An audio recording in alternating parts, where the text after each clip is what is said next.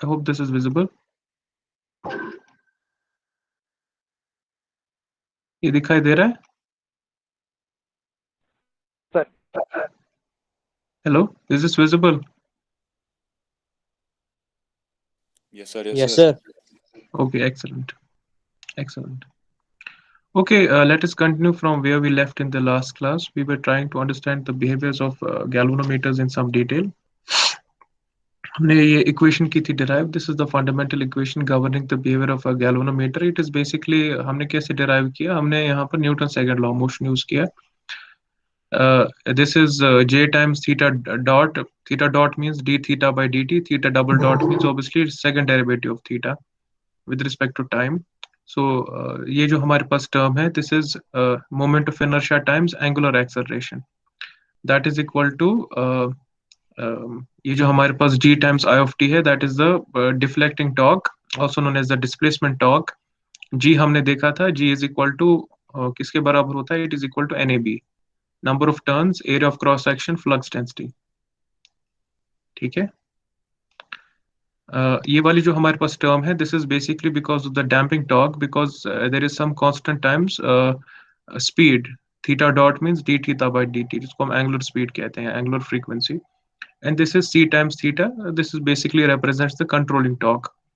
उसके बाद इसको हमने कुछ स्टैंडर्ड फॉर्म में पुट किया था, जो आप मतलब मे बी नेटवर्क एनालिसिस वगैरह में भी डिटेल में पढ़ने वाले हो, as well as in signal systems. If I divide both sides by j, j is the moment of inertia, the mass or whatever you want to call it of the system, you get this formulation. And then we identify it with this system. Theta double dot plus 2 zeta omega n theta dot plus omega n square theta is equal to f of t. f of t is the forcing function, जो अगर आप देख सकते हो, it is basically the displacement force divided by moment of inertia. ठीक है. ये जो हमारे पास ओमेगा एन होता है, इसको हम क्या कहते हैं? This is the natural frequency. And this term here zeta, this is the, इसको हम क्या कहते हैं? This is the damping constant. फिर हमने देखा था कि there are some derived quantities here. हम ये जो हमारे पास टर्म होता है zeta, we put it equal to cos of phi, because जो typically our system is either under damped or it is critically damped. So zeta is some number, maybe between 0 and 1, so it can be put in this form, cos of phi. We also got a derived term omega d, damped frequency, that is equal to omega n sin of phi. ठीक है. फिर हमने देखा था इसका solution, theta of t typically किसके बराबर है? It is equal to some, if you look at this system, it is a second order differential equation with constant coefficients. You can always solve it using जो आपने first year में देखा होगा. solution is of this form. It is particular integral plus complementary function. ठीक है. Particular integral depends upon the problem. So for example, if this input is a DC, the particular integral is a DC. If the input is a sine function, particular integral is a sine function. If the input is an exponential, particular integral is an exponential. On the other hand, जो हमारे पास complementary function होता है, it does not depend on the input, but rather it depends upon the sign of the differential equation. हमने देखा था in general, this complementary function is of this form. It is some constant, let's call it C1 times कद बराबर हो, was it sine of omega, oh sorry एक चीज miss हो गया. Yeah, it was of this form, e raised power minus zeta omega n t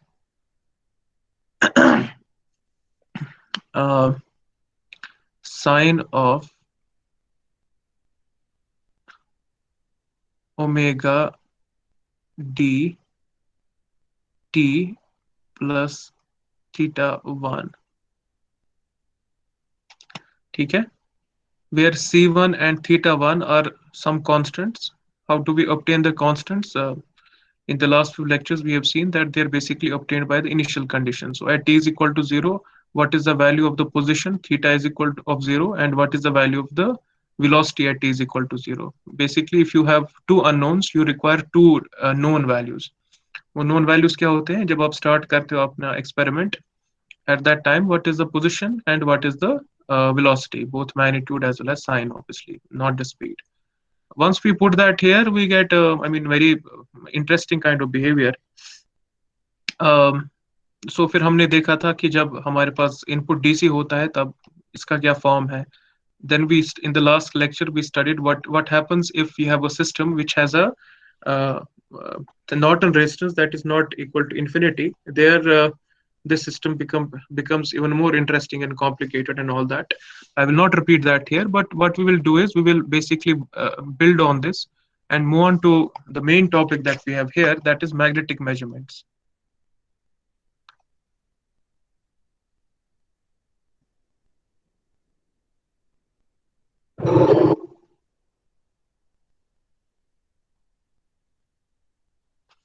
ठीक है, magnetic measurements. Magnetic measurements basically क्या होता है, मतलब you would have seen a structure like this. Please remind me, are you आप पढ़ रहे हो ना शायद electrical machines भी? Is that in your semester right now? Hello? Hello? Electrical machines है आपके सेमेस्टर में? Please speak up because I am not looking at, if अगर आप टेक्स्ट वगैरह, उसमें आप क्या पढ़ रहे हो इस वक्त at the moment? For DC machine. Transfer पढ़ा मतलब आपने? Yes, sir. ओके, तो आपने वहां पर देखा होगा you have a transformer is basically something like this. ठीक है, अब मैं बहुत ही सिंप्लीफाइड सिस्टम बनाऊंगा. You have what is known as a core that is typically made up of magnetic steel. ठीक है, and you have a couple of windings. I am just drawing one winding. You typically have more than one winding, but anyway.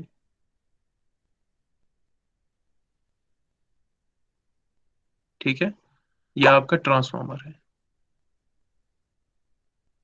This is primary winding and this is secondary winding. आप यहाँ पर sine wave connect करते हो. It also gives you another sine wave and the magnitudes are related by this equation that they are directly proportional to the number of turns. यहाँ पर क्या होता है basically, when you connect supply to this side, it draws current, rather pushes current into the network, because of which flux is produced. You have lines of magnetic flux. ठीक है, these lines of magnetic flux flow through the iron. Why do they flow through the iron? Because iron का जो reluctance होता है, that's very small. It is a very good conductor of magnetic flux. So most of the flux, 99% of the flux, flows through the iron and links these two coils. When these two coils are linked, and remember Biot-Savart law कहता है that this flux is basically proportional to this current. This current is a sine wave, so it changes with respect to time. The flux also changes with respect to time. Half cycle के बाद इसकी direction भी reverse होती है. So ये जो flux यहाँ पर secondary winding को link कर रहा है, that changes with respect to time. So an EMF is induced here, and EMF is, by the way, induced here as well. So if you connect some kind of a load here, a current will flow like this as well. So this is about transformer action. Now, what are we interested in? वहां पर आपने देखा होगा ये curve, and I expect कि आप मुझे इसका नाम बोलोगे.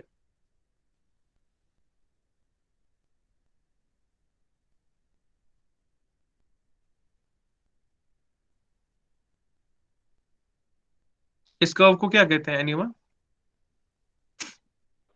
BH curve. हाँ, BH कर्व, लेकिन B H नहीं है यहाँ. चलो H भी मान लेता हूँ, चलो H ही मान, सही. BH curve. B क्या है, H क्या है? सर मैग्नेटिक फील्ड डेंसिटी और Magnetic field intensity. हाँ, so H is magnetic field intensity. It is sometimes simply called, oftentimes simply called magnetic field. ये जो B है हमारा, इसको हम कहते हैं magnetic induction, also known as flux density. So ये जो H होता है, it is basically number of ampere turns. तो इसलिए मैंने यहाँ पर करंट भी बनाया था. Basically they are proportional. अगर आपको सर ने बोला होगा, in fact this is sort of slightly different than this है, but anyway this H is directly proportional to this current. ठीक है, इसको हम बाकी को हटा देते हैं. करंट कौन सी है बाय द वे? इसको हम मैग्नेटाइजिंग करंट कहते हैं. आपने ट्रांसफॉर्मर में शायद पढ़ा है. गेट rid of this ताकि आप कंफ्यूज ना हो जाओ. ओके, सो ये बेसिकली आपको बोलता है कि as we keep on increasing the level of magnetizing current, the magnetic field increases. Magnetic field increases basically because of Biot-Savart law, because of which as the magnetic field increases, greater and greater amount of जो आपके पास iron होता है, अगर आपको थोड़ा उसका basic पता है फेरोमैग्नेटिक मटेरियल्स का, इसमें हमारे पास बहुत सारे डोमेन्स होते हैं which typically are aligned randomly. कोई अप है, कोई डाउन है, but if you give them a reference, ये उसके साथ align हो जाते हैं. As you keep on increasing the level of magnetic field, the level of alignment of the magnetic domains in the ferromagnetic material increases, and therefore the level of flux density increases. But beyond a point, all the domains are aligned, so ultimately our system क्या हो जाता है, इसको हम कहते हैं saturate होना. ठीक है, after some time this flux density is more or less constant. So even if you increase the magnetic field or magnetic current, magnetization current, flux density remains constant. Is that clear? ये आपके पास है BH curve, इसको saturation curve भी कहा जाता है, इसको magnetic curve भी कहा जाता है, व्हाटएवर कहा जाता है. नाउ द क्वेश्चन अराइजेस, ये कर्व हम कैसे निकालते हैं? How do we obtain this curve? This curve by the way is a property of the core material जो आप इस्तेमाल कर रहे हो. Typically in iron we use what is known as CRGO steel, cold rolled grain oriented magnetic steel होता है. उसकी high permeability होती है, at least up to this point. Permeabilities of the relative permeabilities of the order of thousands. How do you obtain this curve? That is the question. यहाँ पर आप देखो, this is the experimental setup. Obviously in practice things are slightly more complicated, लेकिन यहाँ मैं आपको एक bare bone structure दिखा रहा हूँ जिसमें सिर्फ प्रिंसिपल समझाया गया है. ठीक है, ये हमारे पास एक आयरन है. It is shaped in the form of a donut. ठीक है, you can give it any other shape. आप ये शेप भी दे सकते हो, फॉर एग्जांपल क्या नाम है इसका, रेक्टेंगुलर. लेकिन जब आपके पास ऐसी ज्योमेट्री होती है ना, you have some sharp transitions here. यहाँ पर अगर आप देखोगे, फ्लक्स ऐसे चल रहा था, अचानक ये 90 डिग्री शिफ्ट हो जाता है, because of which you have some problems. Let's not go there कि क्या प्रॉब्लम्स होती है. That is by the way not my job. वो इलेक्ट्रिकल मशीन्स में आप पढ़ोगे. So we have a क्या नाम है इसका, डोनट शेप्ड स्ट्रक्चर. हम क्या करते हैं, we do something like this. It's very very interesting. ठीक है, we have a structure. Okay, यहाँ पर हमने आपको मैं रिवर्सिंग स्विच दिखाऊं मैं आपको कि नहीं? दिखाई लेते हैं. आप क्या है कम गोनाच.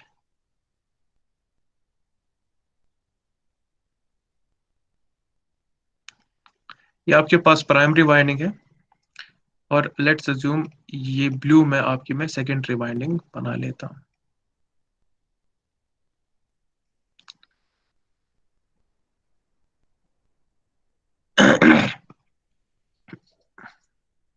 आपको पता है what is dot convention?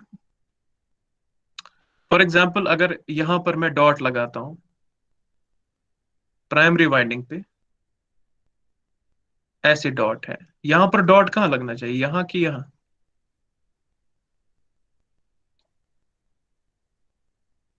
Anyone? ऊपर क्यों, नीचे क्यों नहीं? सर डॉट कन्वेंशन हमें बोलता है जब फॉर एग्जांपल फॉर इंस्टेंट जो दोनों करंट्स जो दोनों वायर्स है ना, उनमें सेम करंट, मतलब वहां पर दोनों पोलैरिटी सेम होनी चाहिए वहां पर. मतलब अगर डॉट एक में पॉजिटिव है दूसरे डॉट में भी पॉजिटिव होना चाहिए। यहाँ पर जो फ्लक्स है वो अपोजिंग आएगा ना यहाँ पर। अगर ये ट्रांसफॉर्मर करेंगे तो वो सब्ट्रैक्टिव पोलैरिटी में वर्क करता है ना, इसी वजह से। अभी देख लेते हैं। देखो, डॉट कन्वेंशन का मतलब ये होता है कि if you have a pair of windings, अगर आप एक डॉट में करंट डालते हो दूसरे में करंट बाहर निकलनी चाहिए। That is the basic idea of the dot convention. Current क्यों बाहर निकलनी चाहिए? It is basically consequence of Lenz law. So for example, if you look at this system, खुद सा गो, कौन सा पेन यूज करूं मैं? Black. So let's assume current flows into this dot. Please look at this winding. इसकी shape क्या है? Current ऐसे जाएगी, फिर ऐसे जाएगी, फिर ऐसे जाएगी, फिर ऐसे जाएगी। जो यहाँ पर फ्लक्स प्रोड्यूस होता है ना सिस्टम के अंदर, late me draw it like this. This is the representative flux line for this direction of current into the dot. ये जो फ्लक्स लाइन है, does it flow clockwise और counter clockwise?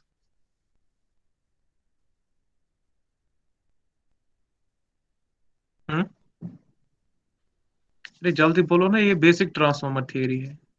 आप मेजर में क्या लिखोगे अगर ये नहीं आएगा लिखना?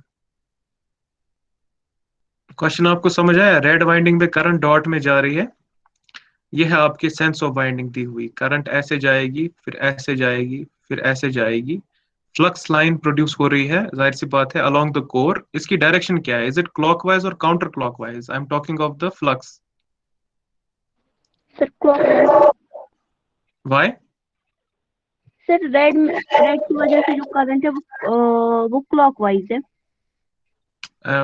करंट ओके क्लॉकवाइज, अगर ऊपर से देखोगे काउंटर क्लॉकवाइज, नीचे से क्लॉकवाइज। यहाँ देखो ना, आप इमेजिन करो, ये जो कॉइल्स है ना, जिस डायरेक्शन में ये कॉइल्स जा रही है, आपने ये अपना सर हाथ ये रख सर लिया। ये सर ये एंटी क्लॉकवाइज है, तो फ्लक्स अपवर्ड होगा, मतलब वो क्लॉकवाइज हाँ घूमेगा हाँ। इसमें।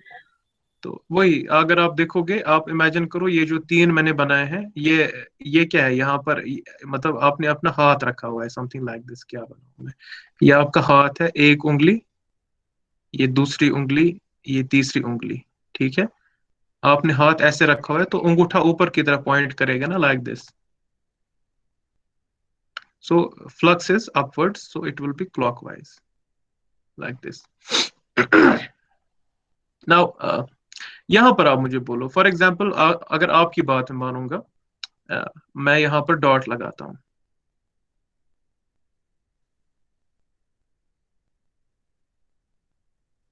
ठीक है, डॉट का मतलब यह है कि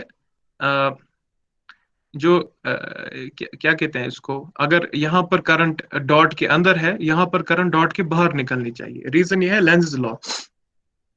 यहाँ पर जब यहाँ पर आप देखो, look at this configuration, will the current will flow out of this point और will it flow into the point? कोई कह सकता है? क्या है जी?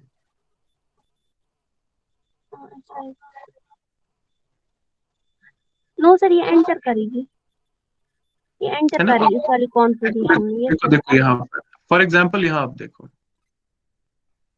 उप्स, मैं इसको साफ कर लेता हूँ। ठीक है, दो ही पॉसिबिलिटीज है यहाँ पर, या तो करंट इन है या तो करंट आउट है। यहाँ पर आप देखो, लेट्स अज्यूम करंट इन है।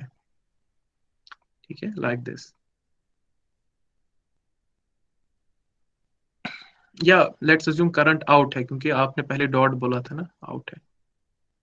उसका मतलब है यहाँ पर इन है। अगर यहाँ पर इन है, आप इमेजिन करो, करंट ऐसे फ्लो हो रही है, फिर ऐसे फ्लो हो रही है, फिर ऐसे फ्लो हो रही है, फिर बाहर जा रही है।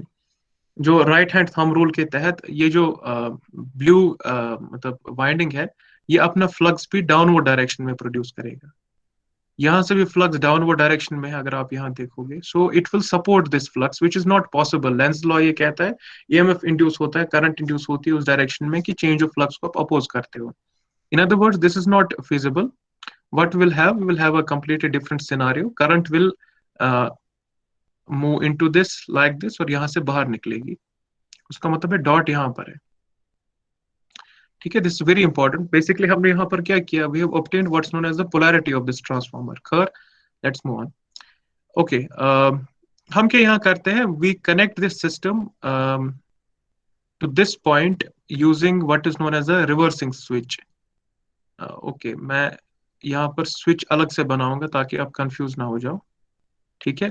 There is the source of current that I am connecting here, और यहाँ पर हमारे पास किसी रेजिस्टेंस के through we have connected it to, we will see that this device here is a kind of a galvanometer known as a vibration sorry known as a ballistic galvanometer, ठीक है।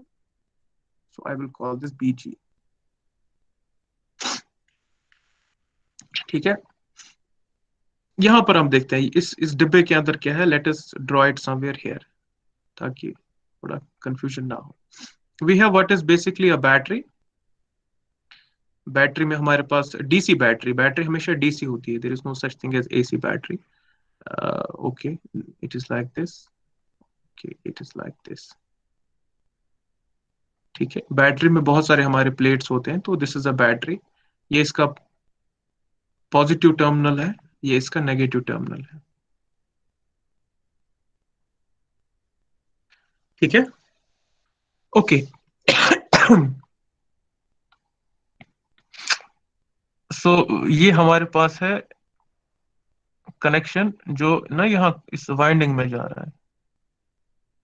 कौन सी winding? It is this winding, red वाली। I am so sorry, खांसी है मुझे आज। Okay, let us see. यहाँ पर बीच में हम कनेक्ट करते हैं, इसको हम कहते हैं reversing switch. It is very commonly utilized in many electrical tricks and all that. देखो यहाँ कैसे हम करते हैं कनेक्ट, कैसे मैं आपको दिखाऊं। ओके, यहाँ पर ये एक स्ट्रिप है, यहाँ पर एक स्ट्रिप है, यहाँ पर एक स्ट्रिप है, यहाँ पर एक स्ट्रिप है, ठीक है।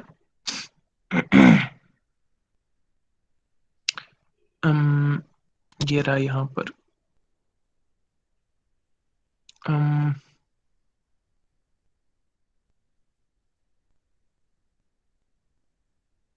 if I connect it like this,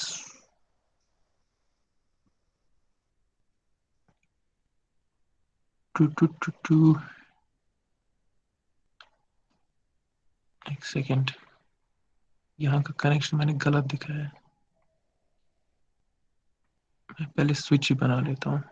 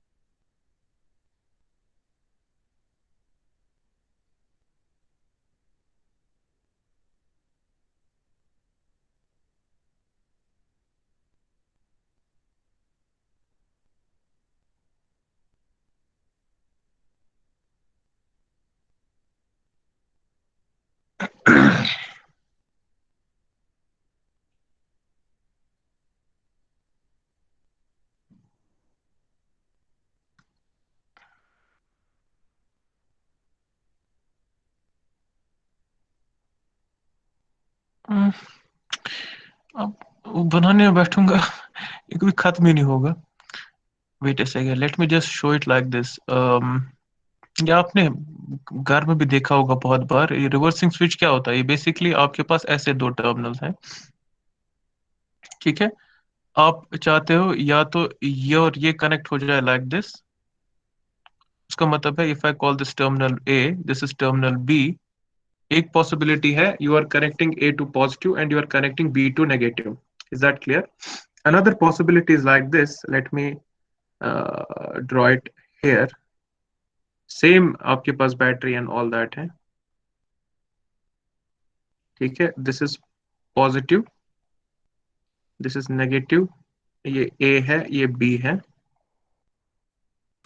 मगर आप उल्टा कनेक्शन लगा रहे हो। So you are connecting this negative to A and ये जो पॉजिटिव है आपका you're connecting it like this. इसमें बेसिकली क्या होता है, ये जो यहाँ पर कनेक्शन है ना, यहाँ पर ये मूवेबल है। तो for example if you want this to become this, हम क्या करते हैं, ये जो बीच में हमारे पास ये रॉड जैसी लगा के होती है ना, इसको हम रोटेट करते हैं। सो यू कैन इमेजिन यहाँ पर एक एक्सिस है अबाउट विच ये रोटेट कर रहा है, may be it is rotating about this. अगर इसको मैंने रोटेट किया, what will happen is, if I rotate it like this, ऐसे ना काउंटर क्लॉकवाइज, ये वाला एंड है ये रोटेट करके बी की यहाँ ए की तरफ जाएगा, एंड ये वाला एंड यहाँ कनेक्शन नहीं होना चाहिए, ऐसे जाना चाहिए। And in the same way this can also be brought to this point. Anyway, that is not important. हमारे पास एक मैकेनिज्म है जिससे हम ए को पॉजिटिव के साथ कनेक्ट कर सकते हैं, बी को नेगेटिव के साथ, और या ऑल्टरनेटिवली ए को हम नेगेटिव के साथ कनेक्ट कर सकते हैं और बी को हम पॉजिटिव के साथ कनेक्ट कर सकते हैं। Is that clear? That is the mechanism here. So I have should have drawn the battery, but let's assume there is a battery here. Okay, there is battery, positive negative plate है, positive plate है, negative plate है, and we are connecting it like this. और हमारे पास एक knob है जिसको हम rotate करते हैं, ठीक है, जैसे घर में आप ट्रांसफार्मर का वोल्टेज अप डाउन करते हो, उससे आप एक पॉजिटिव कनेक्शन है और एक नेगेटिव कनेक्शन है। पॉजिटिव कनेक्शन क्या है? पॉजिटिव कनेक्शन है when A is connected to positive terminal, and negative connection है where A is connected to negative terminal, and vice automatically the B is connected to positive terminal. ठीक है? In this case, because this A is ये वाला आपके पास है, this is A, this is B. In this position, A is connected to positive terminal. उसका मतलब ये है क्योंकि बैटरी में पॉजिटिव से करंट बाहर निकलती है, it is connected to positive terminal, current is flowing into the dot. On the other hand, अगर आप इसको position change करोगे, A is connected to the negative terminal and current will flow like this. Now, please, थोड़ा मैं आपका check कर लेता, आपको ट्रांसफार्मर आया है समझ इखलाक सर का कि नहीं। ट्रांसफार्मर डीसी पे ऑपरेट कर सकता है? Anyone? Hello? Will a transformer operate for DC current? Hello? I hope I'm not disconnected. कोई जवाब तो दे दो, ट्रांसफार्मर क्या डीसी पे ऑपरेट कर सकता है? हेलो? एनीवन? अरे जवाब दे दो ना, इसमें क्या शर्म आना है? Will a transformer operate for DC current? It's a very simple question. Okay, no sir, flux कैसे जनरेट होगा? फ्लक्स क्यों? डीसी करंट से फ्लक्स जनरेट नहीं होता है? सर टाइम वेरिंग होना चाहिए ना, तो फिर चलेगा। अगर हम टाइम वेरिंग डीसी करंट, लेकिन डीसी करंट होती नहीं है time varying. DC current constant होती है। डीसी करंट अगर कांस्टेंट होगी, उसका फ्लक्स क्या होगा? कांस्टेंट जीरो ही होगा। फिर D five by D T क्या होगा? Zero. D five by D T उसका मतलब यह है कि अगर आपने यहाँ पर डीसी करंट फीड कराई, there is no change of rate of change of flux, what will be the EMF induced here? Zero. Zero. उसका मतलब है will there be any current flowing here? No sir. No. So transformer will not operate on DC. I am surprised कि आप ही खाली जवाब दे रहे हो। It is basic transformer 101 जिसको हम कहते हैं। घर के ट्रांसफार्मर को आपने कभी देखा है कि उसको बैटरी के साथ कनेक्ट कर रहे हैं या इन्वर्टर बैटरी?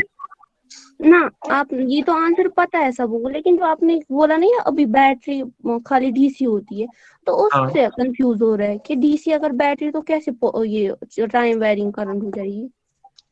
मैं वही कह रहा हूँ ना, टाइम वेरिंग करंट नहीं होगी। तो फिर कैसे, मतलब ये वर्क ही नहीं करेगा ये ट्रांसफार्मर जो मैं समझाऊंगा ना आपको, मैं वही समझा रहा हूँ, लेकिन पहले ये तो आप मुतमईन हो उससे कि डीसी अगर हमारे पास मुसलसल फ्लो कर रही है, flux will be constant, there will be no change of flux, hence there will be no EMF, hence secondary side पे there will be no current, but there is current on the primary side क्योंकि battery flow करा रही है ना current को। Is that clear? Is that clear or not? अब यहाँ पर आप देखो, when current is flowing into the dot, ठीक है, हमने देखा जो ईएमएफ है, सॉरी जो हमारा फ्लक्स है, that is flowing clockwise. Is that clear? Is that clear और नॉट? इन दिस केस जो हमारी करंट है that is flowing into the dot on the primary side. On the other hand, if I change the position of this switch and hence connect A to negative, current will start flowing out of the dot. If current on the primary side starts flowing out of the dot, flux की direction क्या है? Hello?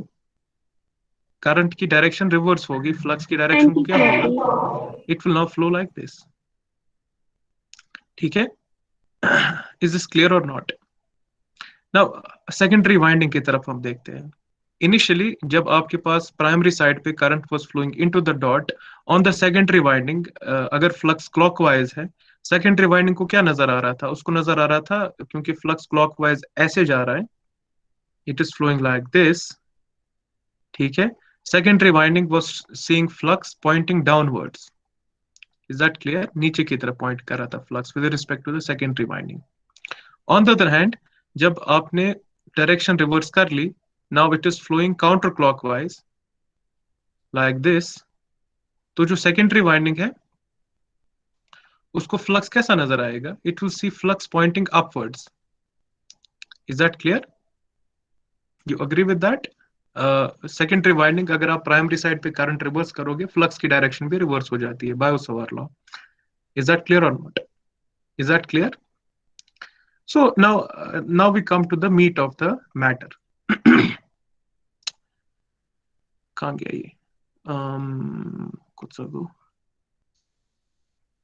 What we will do is we will plot the flux seen on the secondary side with respect to time. ये है time.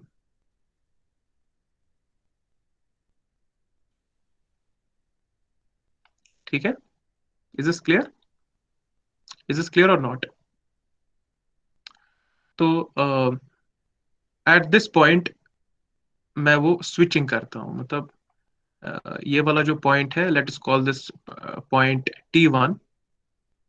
To the left of this point T1, ये जो primary side पे है current that was flowing into the dot. To the right of time T1, primary side पे जो current है that is flowing out of the dot. Is that clear? तो हमने देखा कि before T1, on the primary side, flux is a constant DC pointing downwards,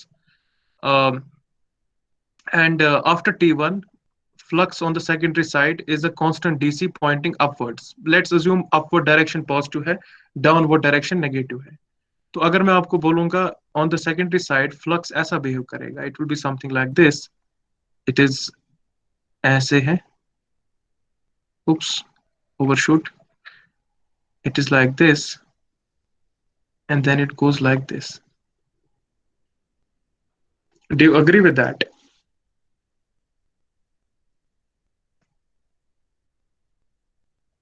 Think about it. T1 पे मैंने ये प्राइमरी साइड पे करंट की डायरेक्शन रिवर्स की. बिफोर T1 प्राइमरी साइड पे करंट कांस्टेंट था, उसका मतलब है फ्लक्स भी कांस्टेंट था. फ्लक्स का कांस्टेंट था, हमने देखा उसकी एक डायरेक्शन होगी downwards, take it to be negative, so the flux seen by the secondary winding is a constant negative number. For a time greater than T1, when primary side current has been changed, if primary side current has reversed, flux की direction reverse होगी, but current वगैरह magnitude में constant रख रहा हूँ, खाली उसकी direction में रिवर्स कर रहा हूँ क्योंकि बैटरी सेम है ना. सो इसमें क्या होगा, इफ इनिशियली यहाँ से लेकर यहाँ तक लेंथ अगर मैं कहूँगा this was minus whatever, let's call it minus capital A,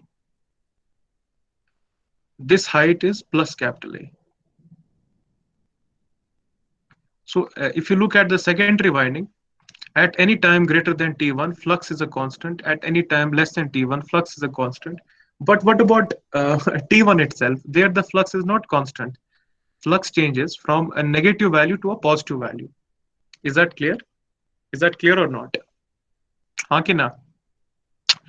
So कोई मुझे कह सकता है ये जो मैंने ब्लू कर्व बनाई है, इसका कोई नाम बोल सकता है? इसको क्या कहते हैं? ये आपने देखा होगा सिग्नल सिस्टम्स में. एनीवन? कोई कह सकता है इसको आप क्या कहोगे, मतलब अगर कोई बोलेगा इसका नाम बताओ या इसको डिस्क्राइब करो। कोई कर्व दैट इज कांस्टेंट फिर अचानक चेंज हो जाती है and then again remains constant. Anyone? कोई तो बोलो यार।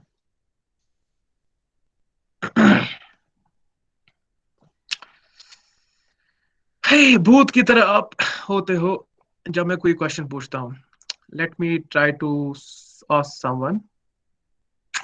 Okay, Warisa, can you hear me? Hello Warisa. Yes sir. जो ब्लू कर्व मैंने बनाई इसका नाम बोल सकते हो आप, इसका मतलब इसको क्या कहेंगे? Sir unit step.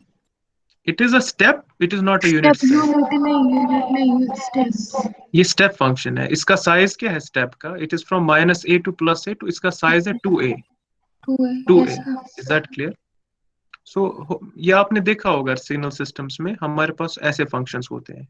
For example unit step ऐसा होता है, ये 0 है up to t is equal to 0, फिर ये उछल के 1 बनता है। ठीक है, इसको हम कहते हैं unit step function, mu of T या यू ऑफ टी, जो भी आप कहना चाहते हो। ठीक है, is this clear? Is this clear और नॉट? मुझे कोई कह सकता है इसका डेरिवेटिव किसके बराबर है? यूनिट स्टेप का derivative d/dt of unit step, what is its value? Sir impulse. Yes exactly. So अगर आप यूनिट स्टेप का डेरिवेटिव देखोगे, it is an impulse function and area of that impulse function is 1, अगर unit step की बात मैं करता हूँ। what is an impulse function? So for example, you look here, at any time, negative time, it is a constant 0, derivative का constant का derivative 0 है, so it will be, जो आपका डेरिवेटिव है that is 0.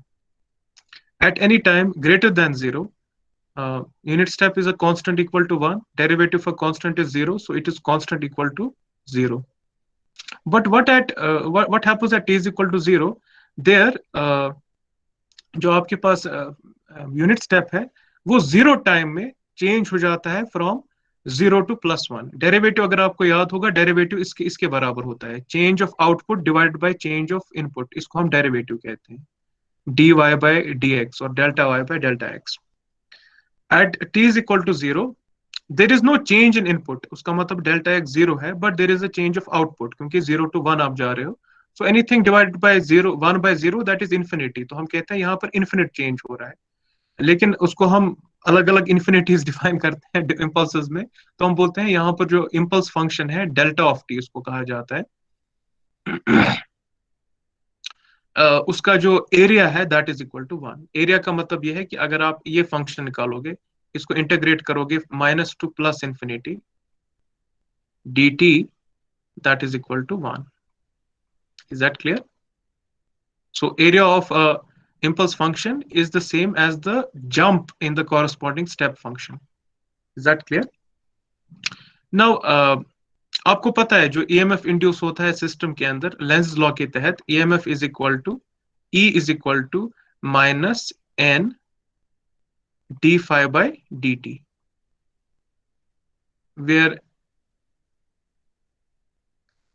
this is S, where S is the number of turns on the secondary winding, phi is the flux flowing in the secondary winding, and EMF is obviously EMF induced in the secondary winding. Is that clear? So let us use that system here, Kotsago.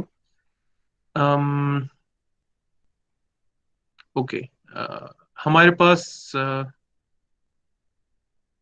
यहाँ पर आप देखो ये है -d∅/dt. So what I will do is I will take this minus inside the derivative. तो मैं phi of s के बजाय -phi of s plot करूंगा. It will be something like this. This is -phi of s with respect to time.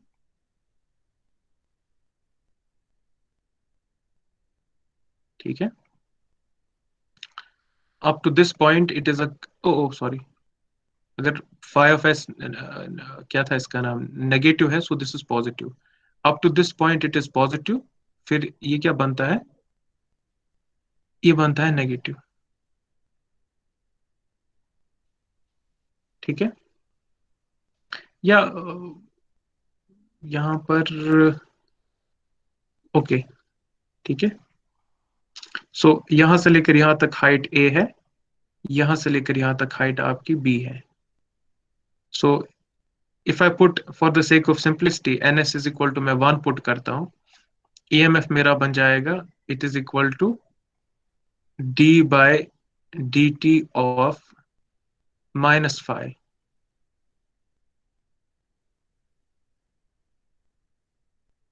ठीक है, कैसा होगा EMF की जरा मुझे बोलो क्यों. It goes from a to -a at any point. So this, इस पॉइंट को मैं कहता हूँ T1. ये है T1 मींस जहां पर आप स्विचिंग कर रहे हो. Any point to the left of it, because flux is a constant, EMF will be 0. Any point to the right of it, because flux is a constant, EMF is equal to 0. What about T1? वहां पर EMF किसके बराबर है? Step function का size निकालो ना, step change कितना हो रहा है. It is going from a to -a. सो उसका मतलब है change is always equal to final minus initial minus 2a. So जो इम्पल्स है that is like this, it is -2a. ठीक है. So does that answer your question? जो मुझे कह रहा था सर, कह रही थी रादर, सर डीसी पे कैसे आपने ऑपरेट कराया इसको? Can you please speak up? Yes, sir. तो आपको समझ आया? देखो यहाँ पर डीसी पे कोई ऑपरेशन नहीं है. मतलब अगर आप देखोगे, as long as you are in DC mode, there is no secondary EMF induced. It is when you are making a transition from one DC to another DC कि आपको ईएमएफ इंड्यूस होता है. हम यहाँ पे मैनुअली कर रहे हैं.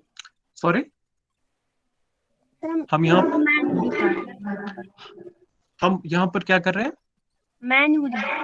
हाँ, मैनुअली हम कर रहे हैं. You are right, you are right. In fact that is a very very important point that you have raised. Practically कोई भी जब इंसान मैनुअली कोई चीज करता है ना, वो 0 टाइम में हो सकता है. इमेजिन करो, आपको ये जो मैंने स्ट्रक्चर आपको दिखाया था, ये कनेक्शन ऐसा जुड़ा था, अब आपको ये कनेक्शन जोड़ने हैं. उसका मतलब है आपको पुराने कनेक्शन तोड़ने हैं, नए कनेक्शन लगाने हैं. Can that happen in 0 time? उसका मतलब ये है इन प्रैक्टिस जो आपके पास. So for the sake of simplicity, जो मैं बार बार ये उल्टा फ्लक्स बनाऊंगा, मैं अपने जो आउटपुट ईएमएफ है E0, I will define it as E0 is equal to -e. Is that clear? ताकि मुझे ये बार बार ये उल्टे ग्राफ ना बनाने पड़े. ठीक है. वहां पर आप देखो, इन प्रैक्टिस फ्लक्स इतनी जल्दी चेंज नहीं हो सकता. So you have something like this. ठीक है, आपके पास फ्लक्स एट दिस पॉइंट ऐसा है, एट दिस पॉइंट ऐसा है. उप्स. ठीक है. लेकिन when you have to move from a low value of flux, negative value of flux to a positive value of flux, मैंने तो आपको वो स्टेप फंक्शन दिखाया था. इन प्रैक्टिस ऐसा होता है. Is this clear? What is the difference between this function and this function? ये वाला function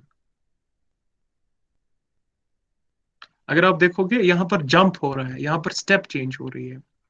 on the other hand, if you see from this point to this point, let's call this tau का मतलब है ये time लग गया आपको negative to positive flux जाने में, from one DC operation to another DC operation. That is not equal to 0. Maybe it is half a second, whatever. कुछ टाइम तो लगेगा ना आपको, मतलब ये चीज करने में.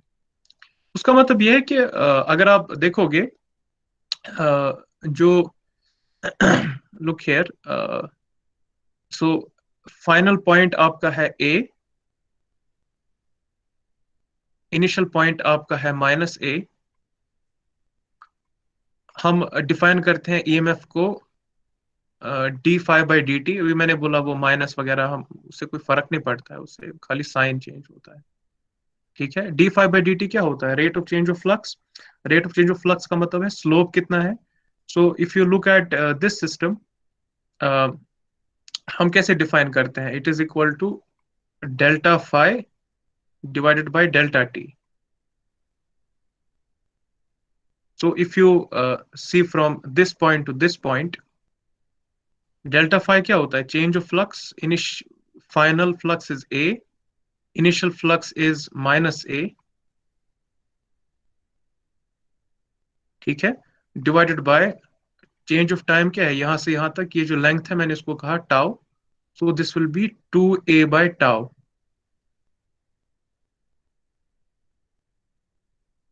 ठीक है. That will be the value of the slope or the derivative which is basically EMF of this function.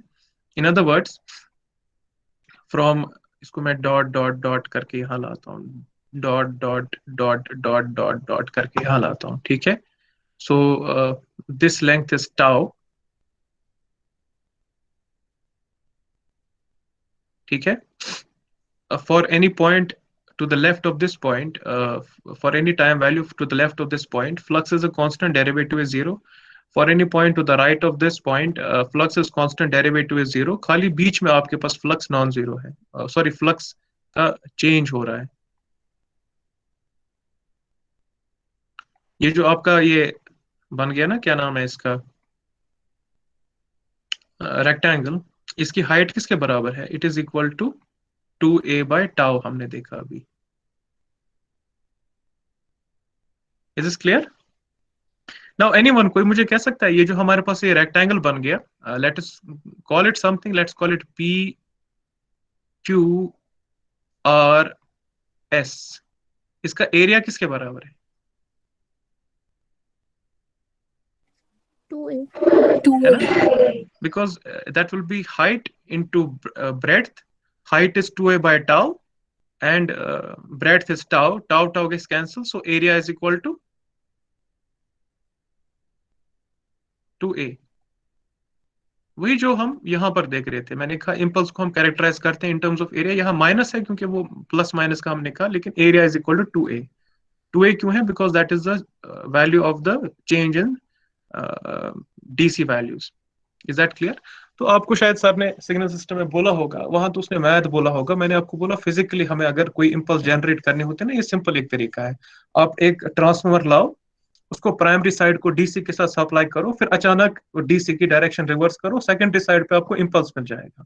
Is that clear? Again practical impulse का क्या मतलब है? लुक हियर, हमने देखा आइडियल केस में अगर आपको इंपल्स जनरेट करना होता है, when you want to move from A to minus A, you have to move in zero time. In other words, जो आपका ये tau है, that should be zero.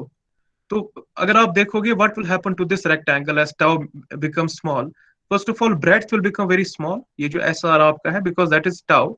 What will happen to height में tau denominator में है, so height will become very large.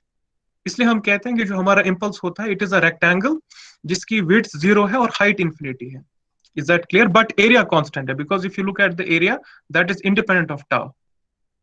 That is basically equal to the change of step change कितना आपने system में लाया.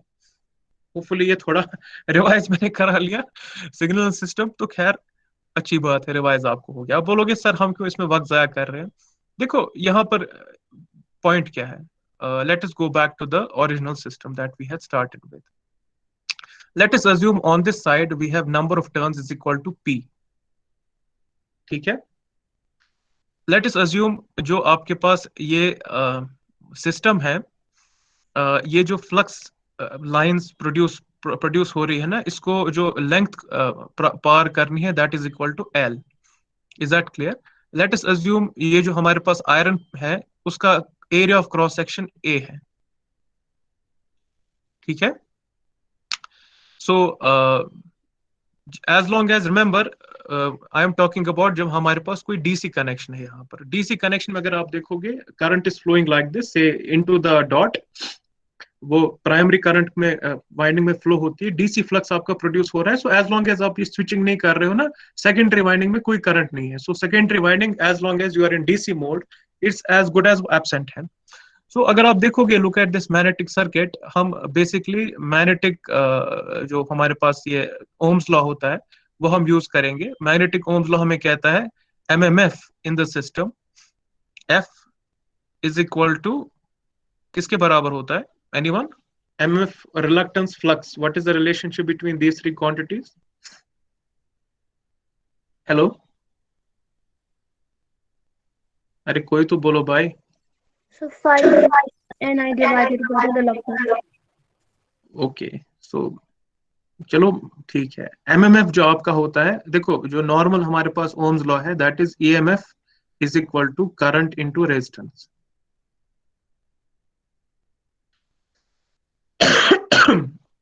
जो हमारा मैग्नेटिक ओम्स लॉ है वो हमें कहता है MMF, not EMF, MMF magnetomotive force, ampere turns on the system. Those are equal to कुछ समझो, that is equal to current के बजाय flux, resistance के बजाय reluctance. ठीक है, और from this equation I can write flux is equal to MMF, that is number of turns on the primary side, and P times current जो flow हो रही है on the primary side, IP. This is DC divided by कुछ समझो ये reluctance of this circuit. Reluctance किसके बराबर होती है, जैसे हमने देखा हुआ है, late me draw it somewhere here, यहां बना लेता हूं। रेजिस्टेंस की ये इक्वेशन होती है, it is equal to 1 by conductivity L by A. This is the equation for resistance. L is the length of conductor, A is the area of cross section, conductivity 1 by क्या नाम है इसका, sigma sorry, उसका sigma और resistivity में क्या रिश्ता है, resistivity is equal to 1 by conductivity. In the same way जो आपका रिलक्टेंस होता है, that is given by this equation, it is equal to 1 by permeability length by A. ठीक है, and what is the rishta, what is the relationship between flux and flux density and area? Flux density is equal to B into A, where A is the area of cross section and कुछ सा कोई B is the flux density. तो हमारी जो equations हैं वो क्या है, those are phi is equal to NP IP by reluctance, जरा मैं ये यहाँ पुट करता हूँ, B into A है phi, फिर है NP number of turns on the primary side, IP which is magnetizing current divided by reluctance, so that will be mu A divided by L. ठीक है, रिलक्टेंस डिनोमिनेटर में है तो mu A ऊपर आएगा, L ऊपर नीचे जाएगा, B cancel, A cancel, A cancel, वहां पर हमें इक्वेशन क्या मिलती है, let me show it here instead of going somewhere else, let me get rid of this.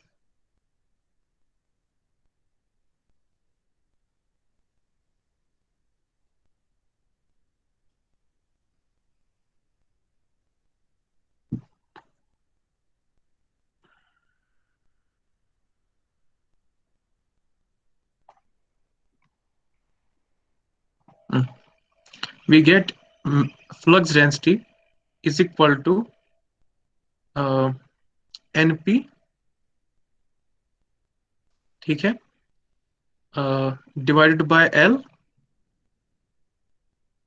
into IP into permeability.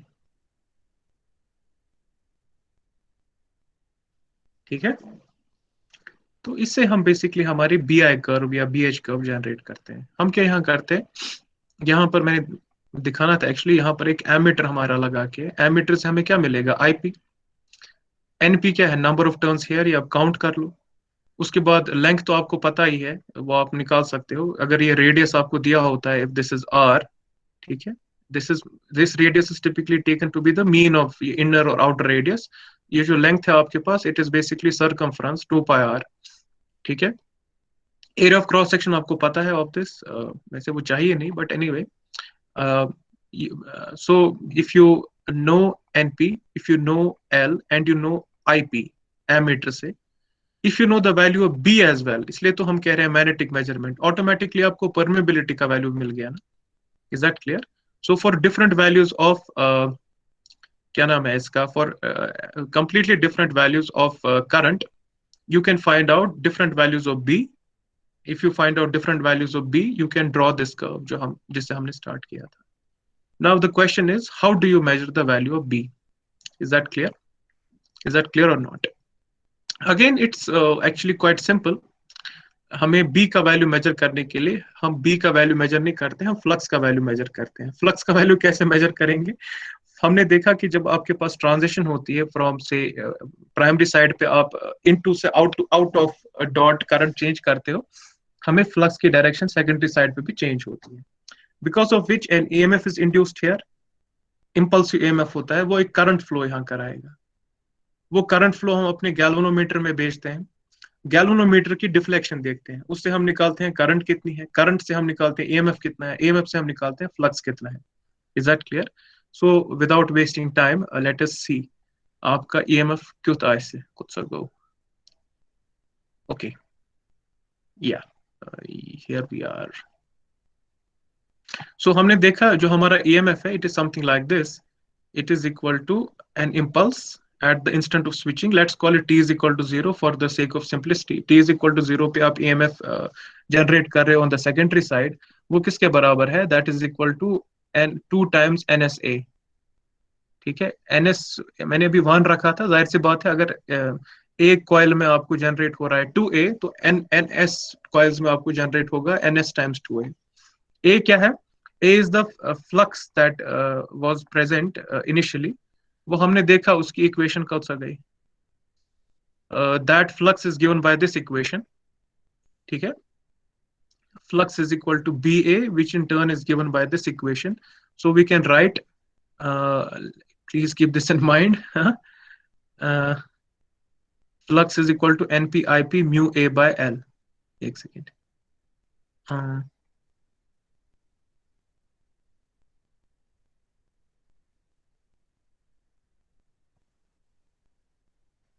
A is equal to NPIP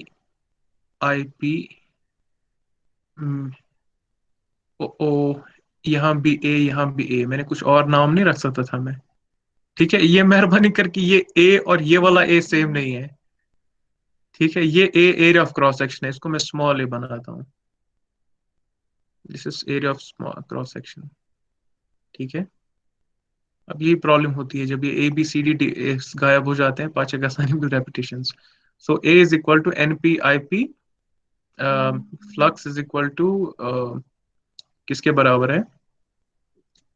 what else is here? Okay, we have mu A by L। Okay okay okay, so this is mu small a cross section divided by L। Now as you can see, NS is a constant, 2 is a constant, NP is a constant, IP is a constant, क्योंकि depend करता है battery कितनी बड़ी आपने लगाई है। A is a constant, L is a constant, so the only thing that varies is permeability। Is that clear?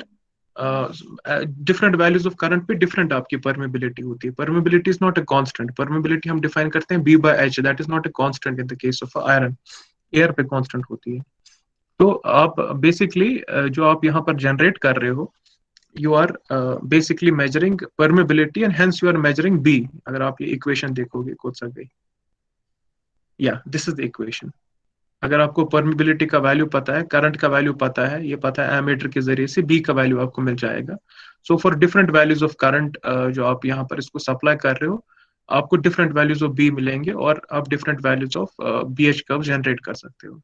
So what I am trying to explain here is because the EMF is directly proportional to permeability, by measuring EMF we can measure permeability। Is that clear?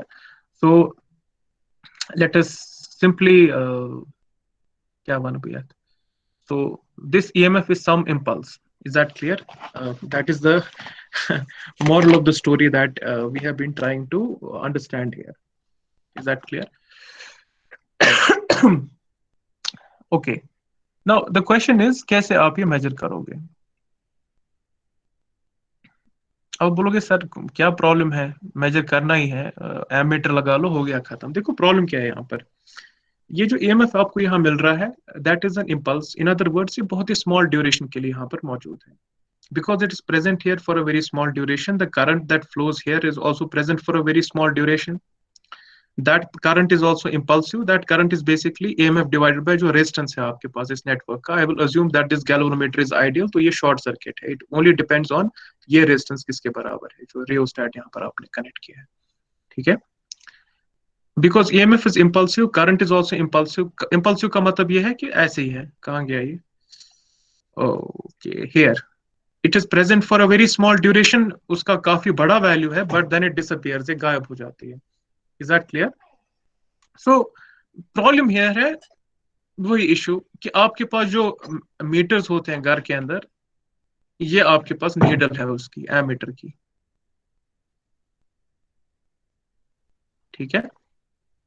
आपने इसको 1 मिली second के लिए connect करके रखा, क्योंकि मिली second भी नहीं, मान लो for a fraction of a second, 1/10 of a second के लिए आपने कनेक्ट किया, उसमें करंट तो इसमें फ्लो हुई, उसमें नीडल ही निकलेगी उतने टाइम में। नॉर्मली हमारे पास जो मीटर्स होते हैं और जो ये हम यहाँ समझने की कोशिश कर रहे हैं ना मैग्नेटिक मेजरमेंट्स में, उसमें ये बहुत इंपॉर्टेंट डिफरेंस होती है।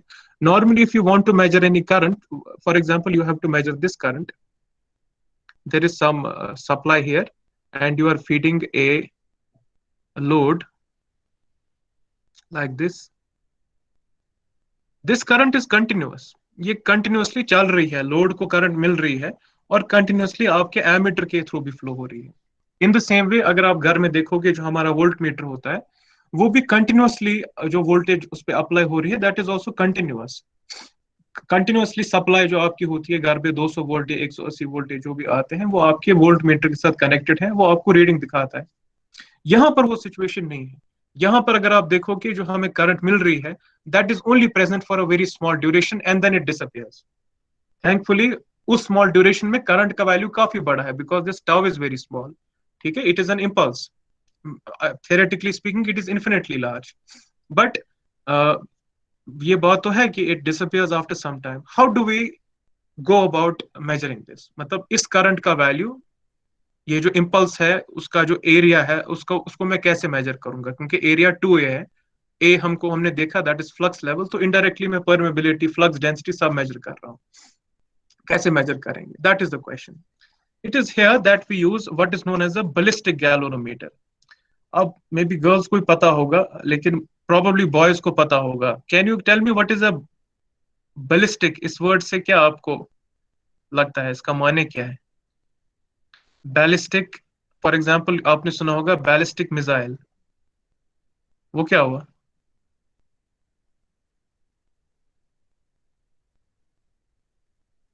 एनीवन, कोई कह सकता है? बैलिस्टिक मिसाइल नहीं होती है, मतलब फॉर एग्जांपल क्या है हिंदुस्तान के पास, वो पृथ्वी क्या था, तो पाकिस्तान राष्ट्र क्या था, पता नहीं क्या क्या नाम रखे उनने, कुछ बाबर रखा है, कुछ गजनवी रखा हुआ है कुछ। बट एनीवे बैलिस्टिक मिसाइल क्या होता है, कोई कह सकता है? शाबाश, what is a ballistic missile? Anyone? अरे कोई वीडियो गेम वगैरह नहीं खेलते हो आप? बोलो ना जल्दी, बैलिस्टिक मिसाइल क्या हुआ? Hurry up, anyone? अच्छा मिसाइल क्या हुआ वही तो बोल दो। अरे यहीं से मुझे बोलना पड़ता है आपको, खुदा के समय जुल्म हो गया मुझ पे, किसको मैं पकड़ूंगा? ओके, तंजीब, आर यू हियर और may be he is not here? Okay, let me ask someone else. Shaikh, can you hear me? Shaikh Hussain? Yes, sir. Ballistic missile क्या सा गई? तो आइडिया नहीं है। तो भी सुना है ना कम से कम बैलिस्टिक मिसाइल? नहीं सर। अच्छा मिसाइल तो सुना है ना, क्या हो गया? Yes sir. मिसाइल क्या हुआ? सो जो बॉम्ब कैरी करे किसी टारगेट पे लॉन्च करने के लिए। मतलब फॉर एग्जांपल लेट्स अज्यूम आपकी मिसाइल है, लेट्स अज्यूम आपको, मैं एक second, I am getting a message here.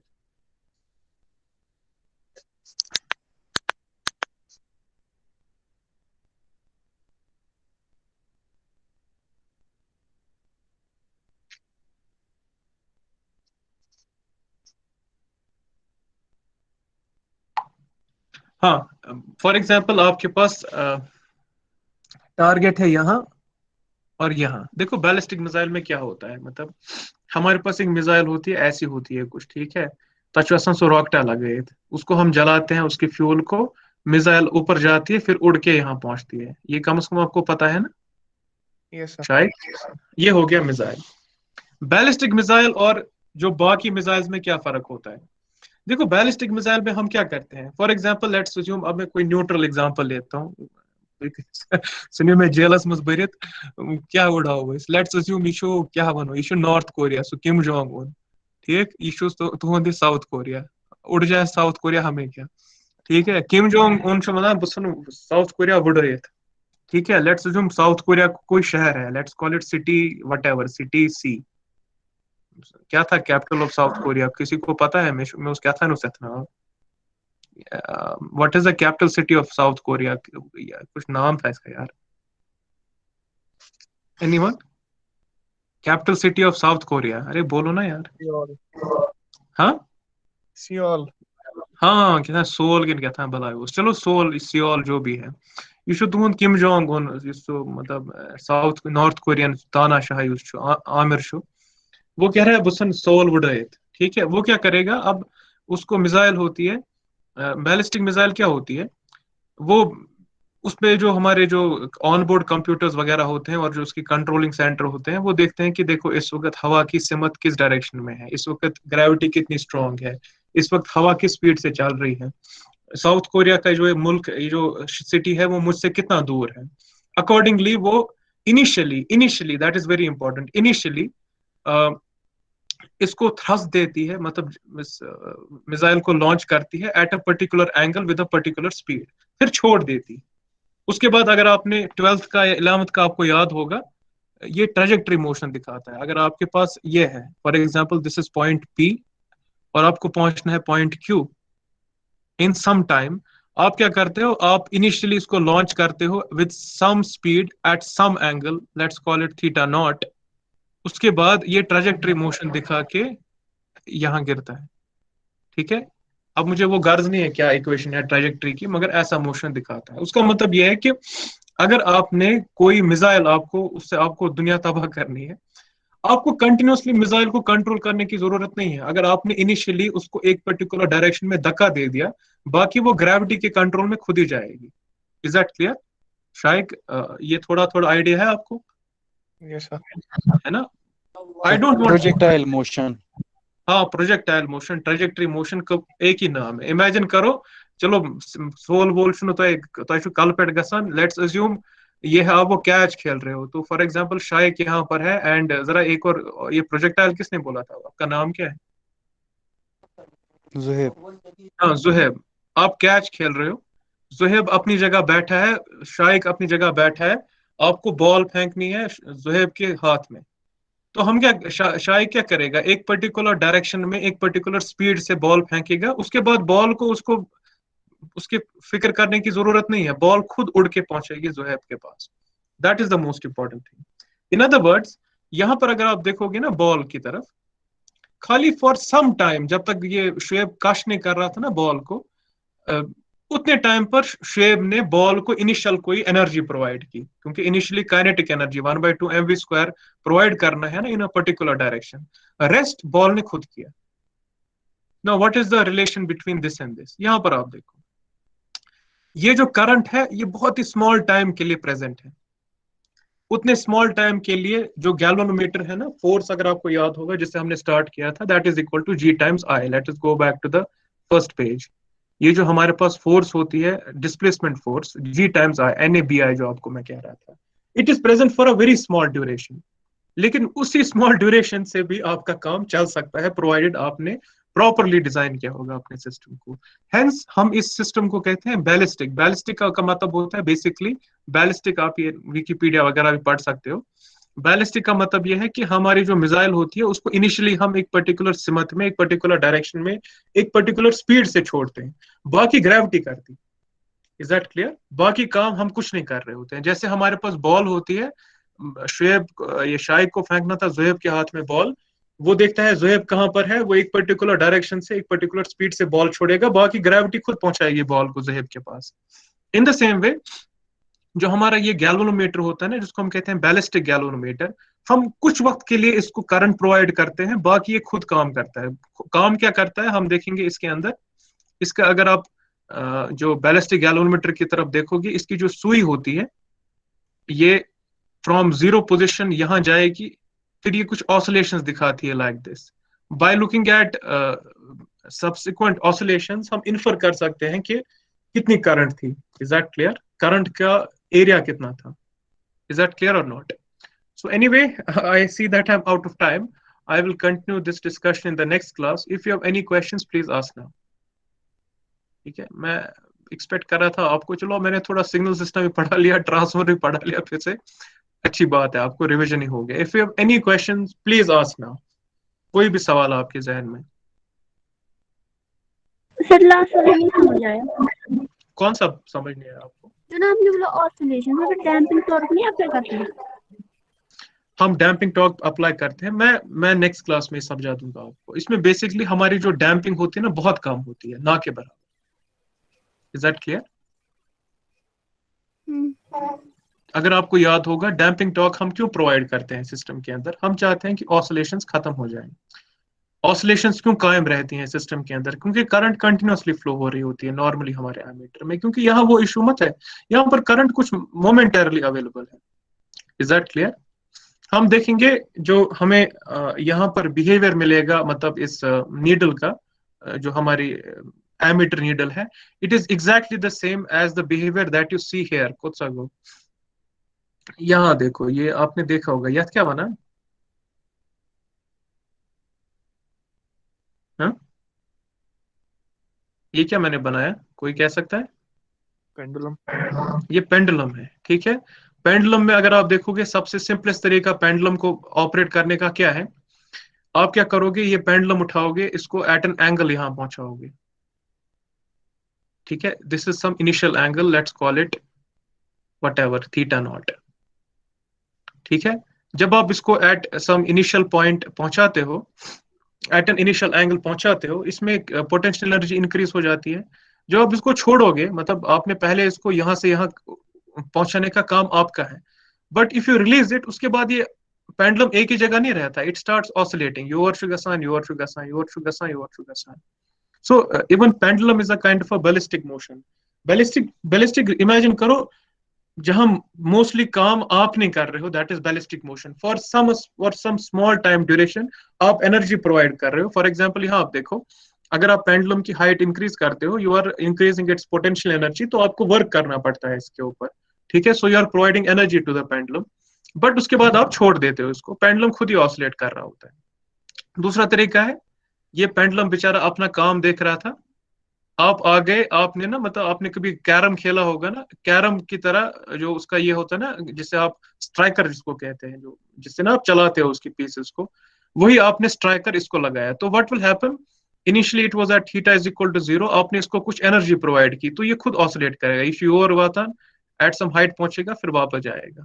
what we will see, and I will inshallah prove this in the next class, कि जो हमारा गैल्वेनोमीटर होता है, that will behave exactly like this pendulum. Pendulum अपना काम देख रहा था, आपने कैरम बोर्ड की तरह इसको स्ट्राइक किया, ये हिलने लगा, ऑसिलेट करने लगा। Bye looking at this oscillation आप इन्फर कर सकते हो कि कितना स्ट्रांग मैंने स्ट्राइक किया। जाहिर सी बात है, आप लॉजिक यहाँ पर लगाओ, लेट्स अज्यूम आप में से कोई तगड़ा आदमी है, ठीक है, पावरफुल आदमी है, वो पावरफुल इसको स्ट्राइक करेगा, उतने बड़े आपको ऑसिलेशंस मिलेंगे। अगर कोई कमजोर है, वो मतलब उतनी ताकत नहीं है उसके अंदर, थोड़ा सा धक्का ही दे पाएगा इसको, तो we will get small oscillations. By looking at this oscillations we can infer कि कितना बड़ा धक्का है, यहाँ पर धक्का है, वहां करंट है। Does that answer your question? जिस जो कह रही थी सर, लास्ट का समझ नहीं आया। हेलो। सो अब आप बोलोगे सर ये क्यों आप बोल रहे हो? देखो, प्रॉब्लम ये होती है, ये जो मतलब मीटर मोटर वगैरह होते हैं ना, इसमें जो फ्लक्स डेंसिटी वगैरह होती है, करंट होती है ना, हम देख नहीं सकते हैं, बट ये जो पेंडुलम है ना, ये बच्चा भी कोई देख सकता है पेंडुलम मोशन कैसा है। तो आपने देखा होगा, अगर आप 11th फिजिक्स पढ़ रहे होते अच्छी तरीके से, इसको हम कहते हैं रीजनिंग बाय एनालॉजी। मैं एनालॉगस सिस्टम बना रहा हूँ, मैं बेसिकली आपको मीटर का बिहेवियर समझा रहा हूँ by using the picture of a pendulum. Anyway, thank you so much. We'll meet in the next class.